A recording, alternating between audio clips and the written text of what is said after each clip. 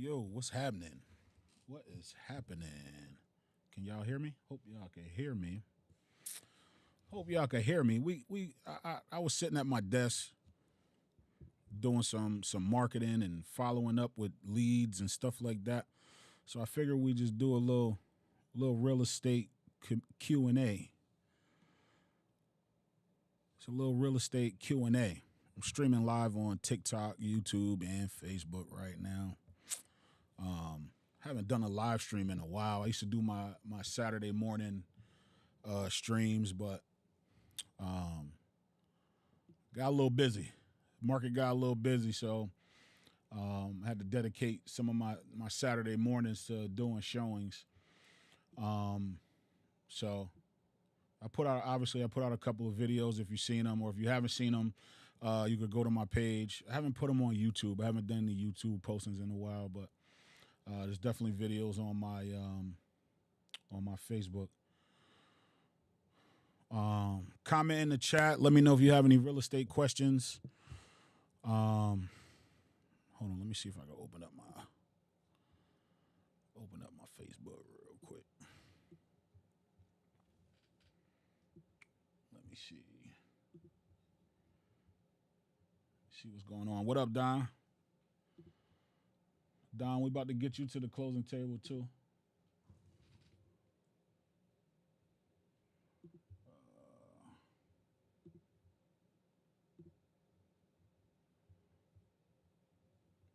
We're gonna get everybody to the closing table, man. Everybody closes.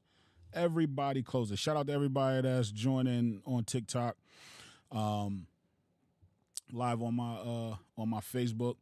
I had a team meeting this morning, and we were working on some marketing stuff. And me and Shawnee came up with a little slogan, for first time home buyers. So if you're a first time home buyer, or you're thinking about buying and you reach out to one of us, to a real estate agent, it's our job to ask the qualifying questions. All right. So a lot of times buyers get a little timid when it comes to the questions. There's a lot of questions being asked, and it could seem invasive, but these are things that we need to know in order to better serve you. So the qualifying questions are, do you know what your credit score is? Have you been on your job for 2 years? And do you have 2 months of bank stubs and 2 months of pay stubs? So, and 2 years of W-2s. So you need 2 years, 2 years work history, 2 years W-2s, 2 years bank statements, 2 months bank statements, and 2 months pay stubs. So we were trying to figure out a way to remember the qualifying questions, and we're just gonna call it the twos. Do you have the twos? Do you have the twos? Do you have the 2 years work history, 2 years of W-2s, 2 months of bank statements, 2 months of pay stubs? That's the minimum requirements, obviously, along with the credit score, to purchasing a home. So we coined that. So if anybody out here uses that, you know where it came from. You gotta have the twos.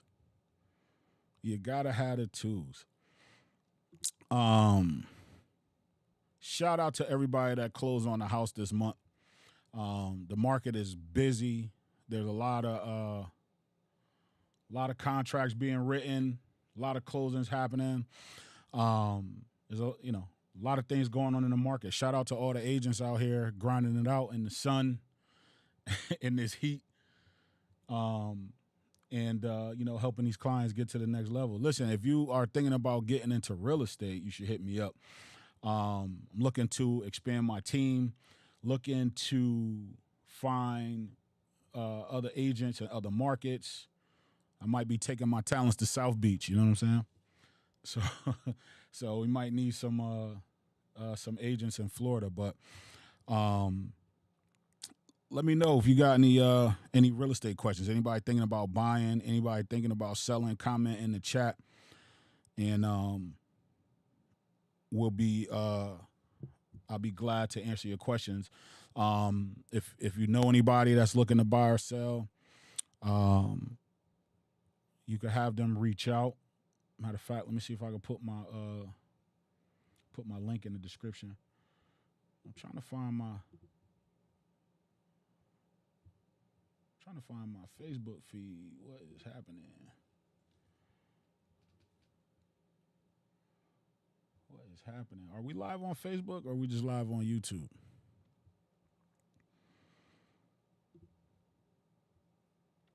Are we live on Facebook or are we just live on YouTube? Nope. Yep, we're live on Facebook. We are streaming on Facebook. All right.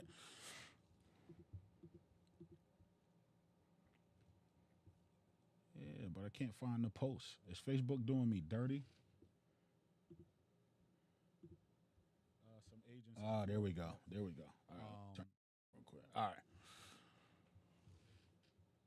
Live chat.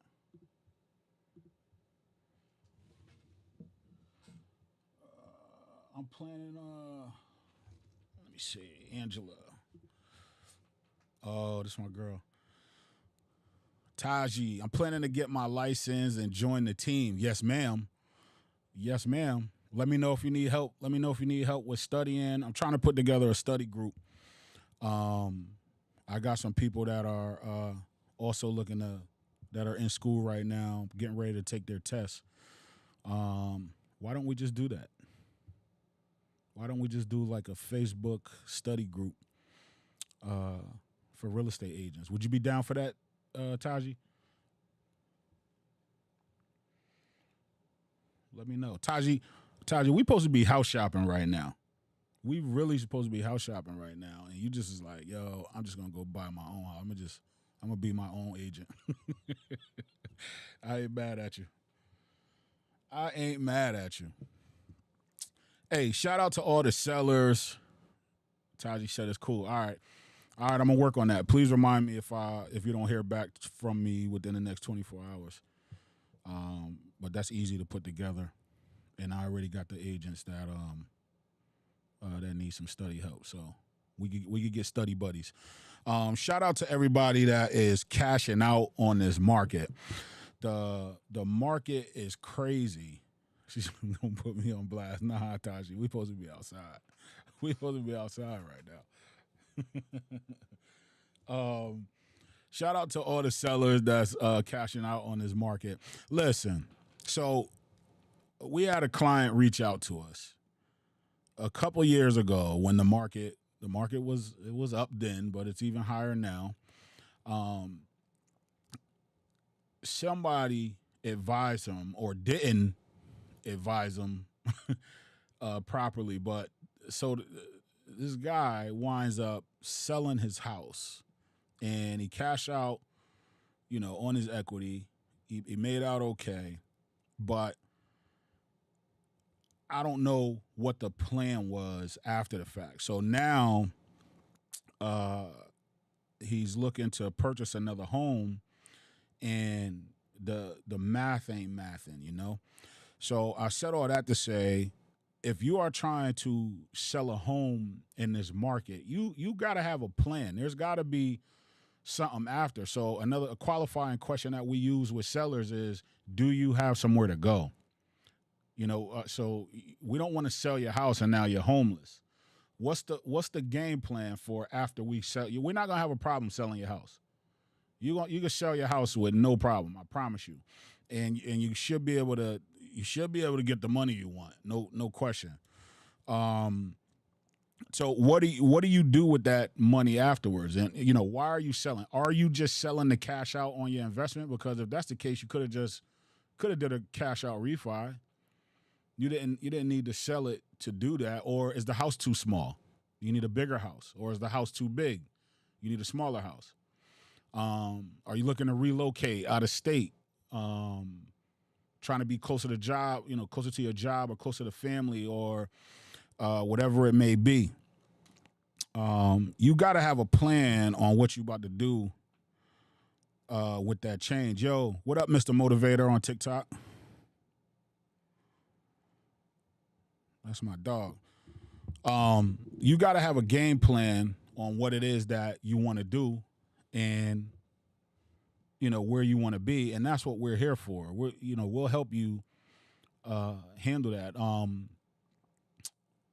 There was a buddy of mine had a elderly client that her house was too big, and she couldn't maintain it anymore. She needed something smaller, but she had a decent amount of equity. She had like 500 plus thousand in equity, and when they sold, obviously there's not a lot of inventory. So to try to transition from house to house in the middle of a transaction could be kind of tough. We get it done though. Don't get it twisted. We get it done, but the idea was to not put this lady through that process, being her, her age and her situation. So they wind up selling the house, taking the 500,000 in equity, and then putting it in a high yield savings account, like a SoFi account or something like that. And now she's living off of that equity. It's the high yield savings account is probably paying like 5%. So she's probably getting like $2,000 a month off of the 500,000 that she made, and that $2,000 a month is now paying the rent on her new place. So she doesn't have to spend the equity, and it's actually paying her to live for free. Until they figure out what the next move is. I don't know if going in a nursing home or senior living or whatever. I don't know what the plan is after that, but I thought that was a genius move by parking that money in a high yield savings account, and now that is paying her rent. They wind up doing a short term rental, like Furnish Finder rental, for like $2,000 a month or something like that. She's getting like $2,500 a month off of her equity. So that's what I mean by strategizing and coming up with a plan on what to do after you sell your home. If moving out of state is the play, then we can get you set up. We need to get you set up with with an agent in whatever state, town you're looking to go to. We get you set up with an agent, and then we can streamline the process, kind of make it a smoother process, as opposed to you just going down there and trying to figure it out on your own. That's what we're here for, and that's what we do. Ask a professional. I just did a video not too long ago about some rental, some people out there looking for apartments. All right, so if you come, let's get this out there. And this is the last time I'm gonna explain this. I don't want to talk about this no more. I don't want to talk about it no more. But I probably will talk about it if you ask. But it's getting repetitive. It's getting redundant.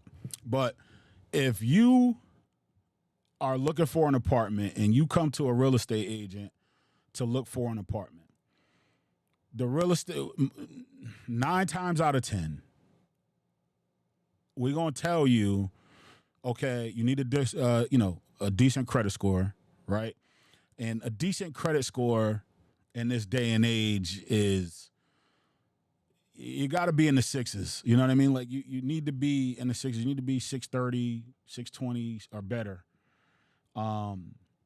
That's decent. I think we can make something happen with that. Have a decent credit score. You got to have work history. You got to have means of paying the bills. Even if you get a subsidy, even if you get Section 8 or whatever it is, even if you get a subsidy, you still need a decent credit score. You still need some money coming in because you got an electric bill, you have gas, you have, water, whatever the terms are in that lease, whatever you and the landlord agree on. You got to be able to pay that stuff. So not only, do you need that stuff, but also because the rents are higher, the landlords are demanding more of, they always tell me, I heard this from several landlords, and I don't do a lot of rentals, by the way, but lately my phone's been blowing up with these rentals. So with these landlords looking to rent their place out, and they always tell me, listen, I don't want any tenant. I want the best tenant. I want the best tenant for my situation. Shout out to Chris. You got to have that disclaimer. Yes, sir. Chris says credit is important. Yes, it is. What up, Chris? Chris, I just got your message on IG. It went to another, the other message box or whatever. So I didn't see it, but I just got it. So I'm gonna watch that video and we're gonna chop it up. I'm actually having a meeting tonight with a builder, and we're gonna talk about some things. So I'll fill you in once I have that meeting though. But yeah, the landlords are looking for the best tenant, and don't take it personal. You know what I mean? But you submit an application and you get denied. You got to ask yourself, okay, well, what's wrong? Why do I keep getting denied? What am I doing wrong? What am I doing wrong? And 9 times out of 10, it resorts back to one of those things. Either the credit score is too low, or the income could be too low. Like the rents are up. So, with this inflation thing, I'm rambling now. I'm about to be on one. With this inflation thing, prices have went up, right? But a lot of us are still on a pay scale from our jobs from the old prices. Yesterday's prices, not today's price, which means yesterday's income can't be today's income. So the prices are up, but we still make the same amount of money, which is hurting us as far as affordability goes, even renting or buying. When you buy, the lenders are using a formula, which I don't know what that formula is. That is not my wheelhouse. But the lenders use a formula to determine how much house you can afford. So you can still get pre-approved, you know what I mean? But now, once you get that pre-approval, we got to look at it and say, well, all right, are you going to be able to buy a house for what that pre-approval amount is? Or okay, your pre-approval is a lot higher than what the average home sale is, so you should be fine, you know what I mean? So with renters, there's really no, I don't want to say that. I was about to say there's no rule of thumb, but the rule of thumb is you should be making 3 times the amount of rent. The rule of thumb is you should be making 3 times of the amount of rent. Now, based on the old numbers, that's probably doable. But now that the rents are $2,500, you know what I mean? A lot of people haven't adjusted, haven't started making that type of money yet. But a lot of these big companies, they're gonna have to start paying these people more, or you can simply invest in yourself, master a craft, and make yourself more profitable. I just made that post on Facebook. You're welcome. You can use it. You can use it. But that's really what has to happen. That's what has to happen. I don't know. I don't see anything happening as far as prices dropping or somebody making the prices go down, or, something catastrophic has to happen in order for the prices to go down. And I don't see that happening. So the reason I'm saying this is you got to do what you can control, which is invest in yourself and make yourself more profitable, so you can survive out here in these streets. Taji, I'm ready to buy. I want to do a FHA 203K loan. I want to make modifications to fit my family size. 5 kids. Yes, ma'am. So I'm about to tell you a play real quick. Oh, my God. I'm about to tell you a play real quick. I think for like the last 10 years, or probably a little bit longer, but it became real popular for first-time home buyers to buy the multifamily first. And then with FHA or a first-time home buyer loan, you can buy the multifamily first and then buy your single family after that, right? So everybody and their mama is on that play, right? Which is making demand for multifamilies crazy. The demand for multifamilies is crazy right now. So because of that, and you got your investors, just your seasoned investors out there that are just trying to get as many units as they possibly can. So the multifamily game is crazy right now. And we're in New Haven County for everybody. We're in New Haven, Connecticut for everybody that's on TikTok. In different parts of the country is different. But the multifamily game is crazy and is getting real unobtainable to purchase that multifamily. Not only purchase it, but you need enough room for repairs. You need equity for repairs if you're going to go 203K or something like that. And there's not a lot of quote unquote deals in the multifamily market. And the multifamily market is strictly how much rent can I get off of this property? And based off of how much rent can I get, am I going to be able to make some money and sustain, with these numbers? That's what it is, period. But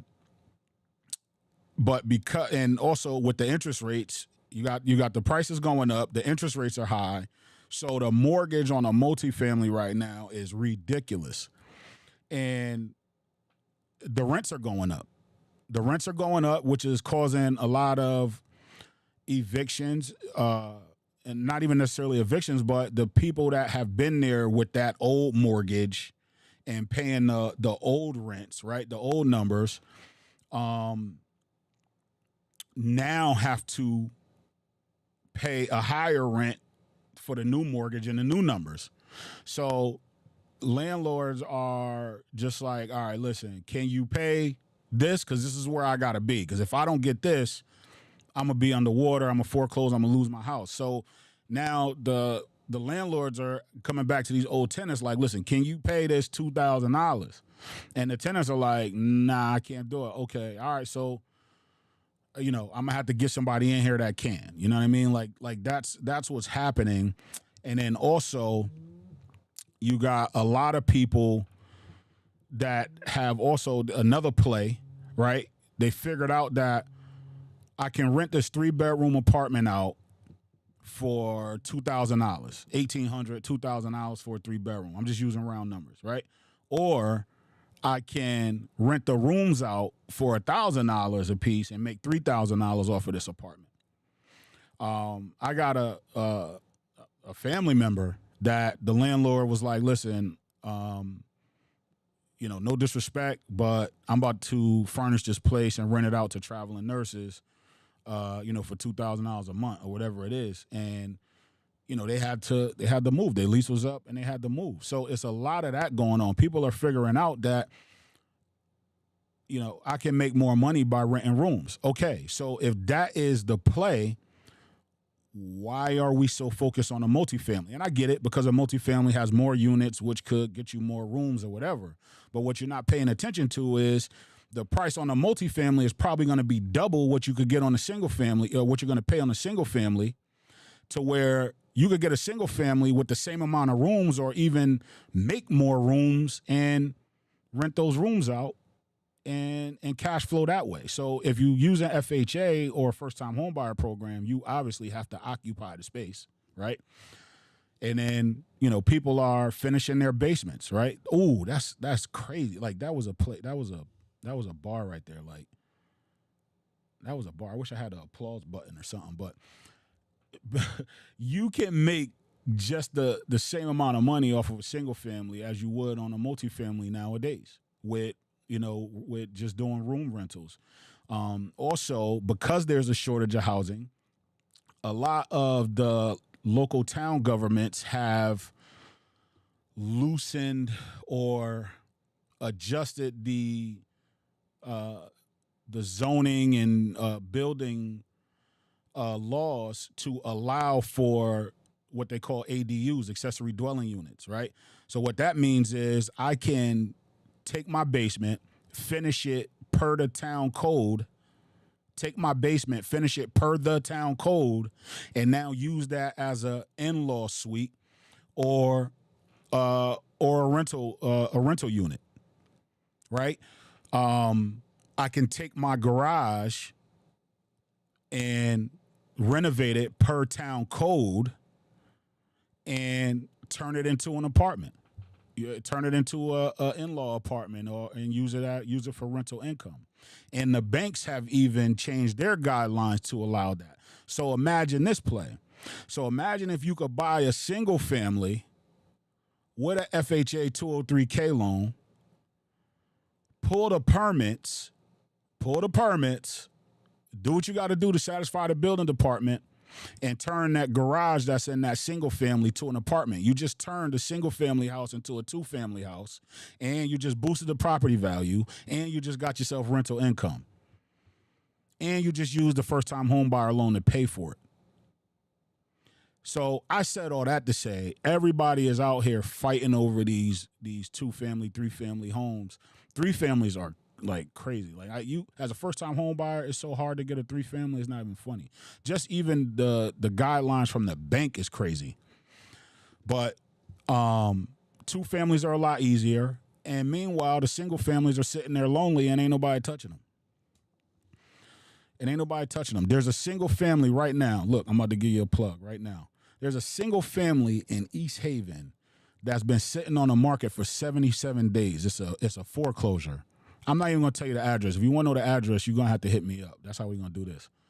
Look at everybody going to Zillow right now to try to find this property. But it's a single family that's been sitting in East Haven for 77 days. And it's a foreclosure. It's in disrepair, right? So, yes, the price is a little high being the condition that it's in, I think, my personal opinion.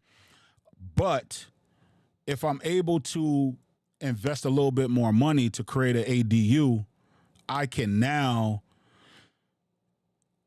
increase that property value, which will give me more money from the lender because the appraised value is going to go up. So now the lender is giving me more money. Now I got the money to fix this up and turn this single family into a 2-family in East Haven by the water, by the airport. And I just turned this $250,000 house to a $350,000, $400,000 house, just using round numbers. I put that disclosure out there. And nobody's thinking that way. I got to get a multifamily because that's been the play for years. Well, yesterday's price is not today's price.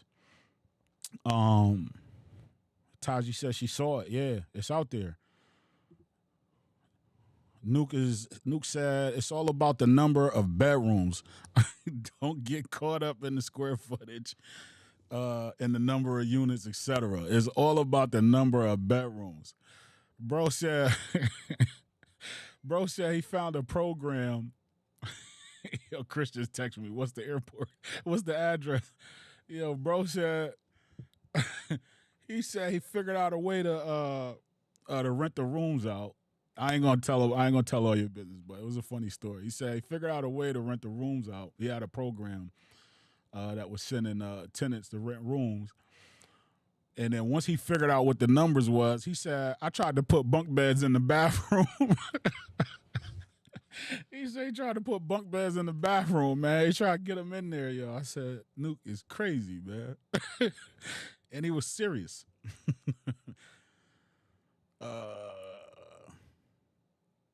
Taji said, I promise you I was going to ask about that. Yeah, listen. In a market, Nuke said, give me single families. I'll take all of them. Yeah. So in a market where you're limited on inventory, I think you got to start getting creative. Like, you got to start thinking outside the box. I'm actually meeting with some people tonight to talk about taking commercial properties and turning them into residential. Like we got to figure this out. You got to start thinking outside the box. Everybody's looking for the same thing. I had a conversation with my boy. He's like, yeah, I think the market kind of slowed down. And I'm like, yeah, nah, no, it didn't. If your property is still sitting on the market right now, if you're a seller and you are selling a property right now and it's still sitting on the market, you got to start asking yourself why.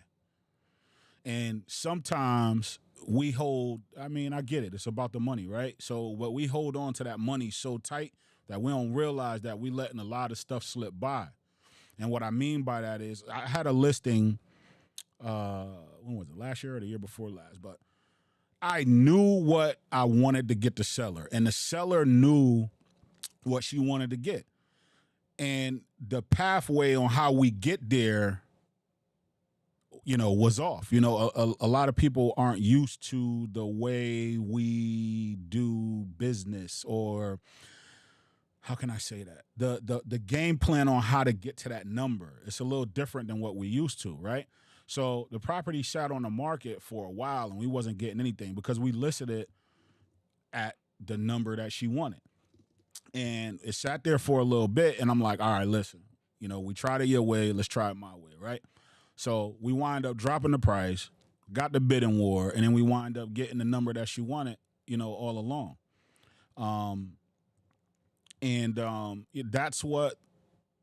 That's what's happening in this market. You know what I mean? Now, if the house has everything, right? And when I say everything, we know what these buyers want. All these buyers are looking for the same thing. All of these buyers are looking for granite countertops, stainless steel appliances, recessed lighting, a deck, a 2-car garage. You get a 2-car garage, your house is gold. Like, you get central air. You get central air, your house is gold, right? Everybody's looking for the same thing. And that's an updated house, and that's understandable. I get it. But when you put all of that stuff together on a listing, your house has those things. Some wild stuff is gonna happen when you list that property. You're definitely gonna get the numbers that you want. Now, the houses that don't have that stuff, that's cool. You still gonna sell it. You still gonna be able to get the money that you need, but we might have to pivot a little bit. There might have to be a different way of getting to that number. And that's what we do as real estate agents. We figure out the way to get the buyers in there and get the home sold. So now I'm saying this to you, if you're a buyer, I just gave you game on how this market is moving, right? So we're in Connecticut again for my people on Tip Top. We're in New Haven. I'm in New Haven County, Connecticut. And if you know and understand that that's how the game goes, right, then you have to act accordingly. Like, you know what I mean? Like, you got to plan accordingly. And I tell people all the time that, okay, we hear the war stories about houses being sold over asking price and, people, paying $50,000 over asking price and this, that, and the third. You have to make your offer based upon value. You got to figure out how much the house is worth. Forget about what they asking.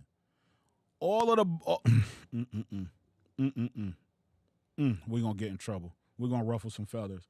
All of the buyers that are out here saying, that are looking at the asking price of the property as a way to structure their offers, a lot of them are losing. A lot of them are getting outbid, and they can't figure out why. A lot of them are getting outbid and they can't figure out why. And you got the old plans. You got the old plans. You have to do it based off of value. I tell my clients all the time, with me, you don't never have to worry about overpaying for a house. You're not going to overpay for a house. I promise you that. What does that mean? You got, number one, I'm going to run a report. I'm going to run a report and I'm going to tell you what your max offer should be. And then from there, you decide what where you want to be, where you want to bid, right?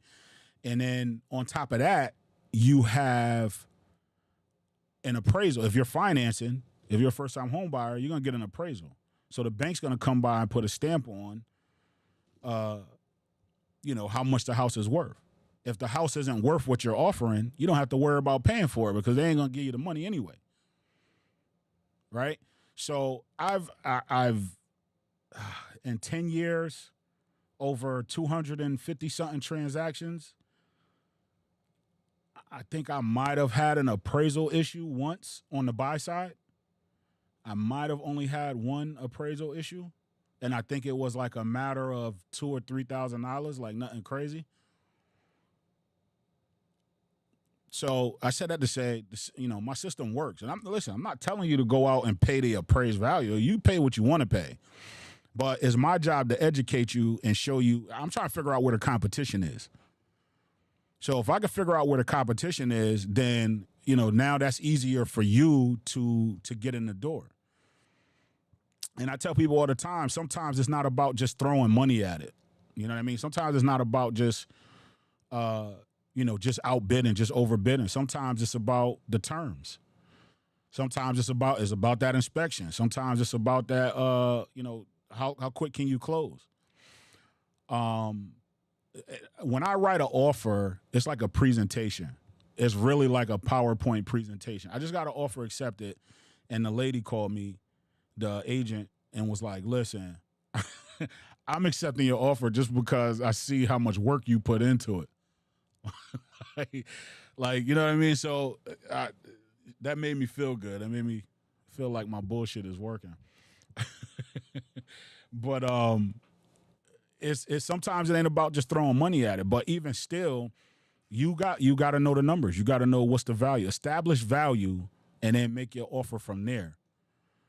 Establish, because that's what they're doing. That's what the seller's doing. The first thing the listing agent did when they listed the property, I hope they did, was ran a CMA, ran a report. Let's figure out how much we could get for this thing. And then after that, it's like, all right, well, how do we get to this number and beyond? And the trick is a little secret sauce. A little secret sauce. If you don't know, now you know. I told you, I made a post the other day. I talk too much. I'm about to get off of this live. because I talk too much. But what they do is they drop the price. They drop the price, take a little percentage off, a little bit off. Right now we create this deal. Oh, my God, there's this house in this neighborhood that is underpriced where I bid on another house around the corner and it went for this. So this is a deal. Now I got a line of people at the open house trying to see it, and that's when the offers come in. That's how the game goes. That mixed with, some marketing, some Facebook videos, some ads. You draw up a lot of excitement around the property, and now you're in a bidding war. So buyers, don't take it personal. Like, don't be so emotional about it. Like, focus on the numbers, focus on the system. If you use me as your agent, listen, I'm a teacher. Like, meaning I told you I talk too much. I give everything away. By the time you get a house, you're gonna be able to do my job. You might as well just get your license and come join the Gibson team, because I'm gonna teach you everything. Who I got on TikTok? I've been neglecting my TikTok. I'm sorry. Shout out to everybody that joined on TikTok. Any questions, put in the chat. I'm about to get off in a minute, but I just wanted to say what up and drop some Jews. Shout out to all my agents. Shout out to Chantel Sorrells. She's out here crushing it right now. Shout out to my auntie Gogo. Shout out to Auntie Gogo. She just closed on her first rental with her first rental client. And she got a buyer under contract that should be closing any day. So that's going to be dope. Congratulations to those buyers as well. Shout out to my man Gerard. Me and Gerard have been running this racket for the last couple of weeks. Calling people. His name's Gerard with a G. I'm Gerard with a J. So we call him and he'd be like, yo, this Gerard. And they don't know which one they talking to. So we just switched it up. He's G and I'm J. He's G and I'm J. And no, he was not the guy that did the rental thing. No, we already verified that. She wasn't talking to him. That's another thing. What should I do with it? Yo, my aunt hit me in the comments and said, yeah, we should set the guy up. And I'm like, all right, what should I do with this guy? I got to do something. It's really bothering me that he's out here using my name. I've been meaning to call him. I've been kind of busy, but I want to call him and record the conversation and see where the conversation goes. But I will I'll figure that out, man. I called the police. They wanted me to do a police report, but I wasn't home at the time, and I forgot to call them back. But I guess I need to hurry up and make a move on that to make sure that this dude don't harm nobody else. Oh, you know what? Let's talk about this real quick. Now that we on that, and I don't even want to talk about this no more, but I'm gonna do it one more time. Let me go to my email real quick. I don't know if I could pull this up or not. I got an email early this morning on cue after all of this nonsense is going on. Let me see if I can open this up. Sorry, people on TikTok. You probably need to go to my Facebook page or my YouTube at Gerard Gibson to see this, but I'm about to put something crazy up on the screen. I'm going to try to read it to you, too, so you can see what's going on. View, open in, new window. All right, this right here, because I don't want y'all to see my emails.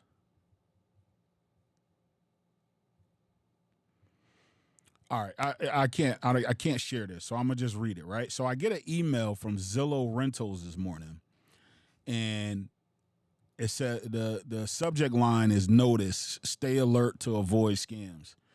And then it says, hello, recently we've been made aware of scams targeting rental listings, including attempts to impersonate Zillow to access user accounts. While we take security seriously, following these best practices, staying alert will help you further protect your account from potential fraudulent activity. Never enter your login credentials or sensitive information outside of the app or the website. Verify the URL is correct. That's a big one, man, because a lot of people just click and they don't really pay attention to what they're clicking on. So if you're logging in on Zillow.com or any of these websites, these third-party websites, make sure you clicking the right links and all of that stuff.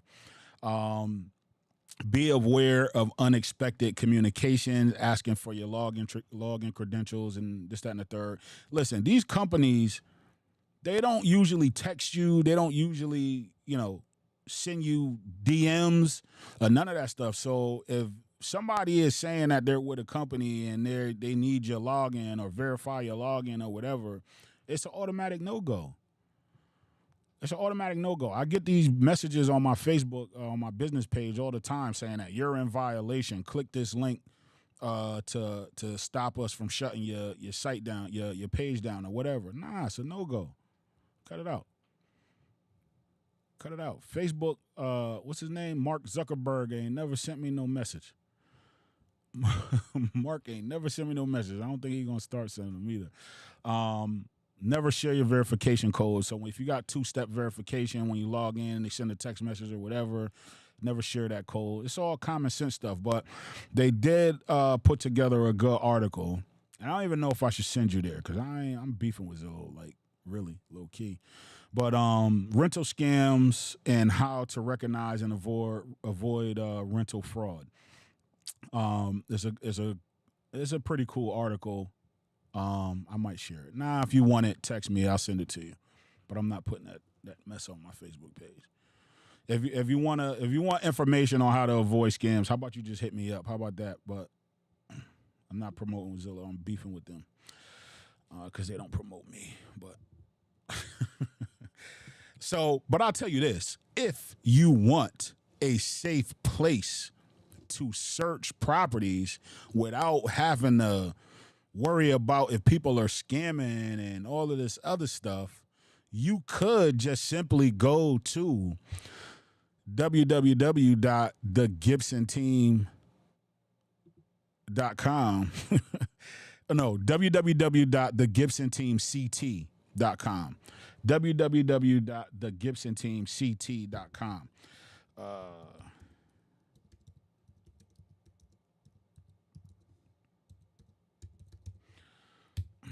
That's my website. That's the safest place to search if you ask me. The only people that can see what's going on is me and my agents, me and my team. You can get listing alerts. Search your own properties. You can, favorite your properties, the ones that you like, and all of that stuff. If you want to request a showing, you want to see a property, you just simply hit the button and it sends me a message letting me know that you want to see a property. Go there. You can log in with your Facebook credentials to make it easier. And it's a safe place to search. That's where I search at. I don't use Zillow. I had a lady hang up on me one time because she said, Zillow says my house is where. Yeah, I don't use Zillow. She basically like, yo, you must suck as a real estate agent because you don't use Zillow. Listen, Zillow is for the consumers. Let me stop saying Zillow because I don't want them to sue me. But third-party websites are used to capture your information, and then they sell them to the agents that pay for them. That's all it is. So when properties are under contract, right? I have clients all the time that'll send me a screenshot of a property, and then I go look it up on the MLS. The MLS is always going to be king as far as that goes. So I go look it up on the MLS, and, this property is under contract. Well, how come this site still says it's available? Because they want you to click that button so that they can sell your information. It's just that simple. It's that simple. So if you want a safe place to search, go to www.thegibsonteamct.com, search for some properties, send me the ones you like. I'll set up the showings, and we'll get you out here. If you're looking to buy and you want to get pre-approved, or you know what? Before we even do that, let's have a conversation. Let's talk. If you thinking about purchasing and you want to talk about the process, you want to talk about how we could get you in your house, how much money you're going to need, how much, what's the process like?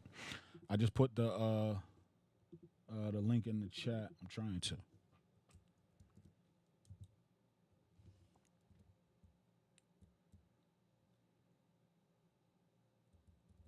What is happening?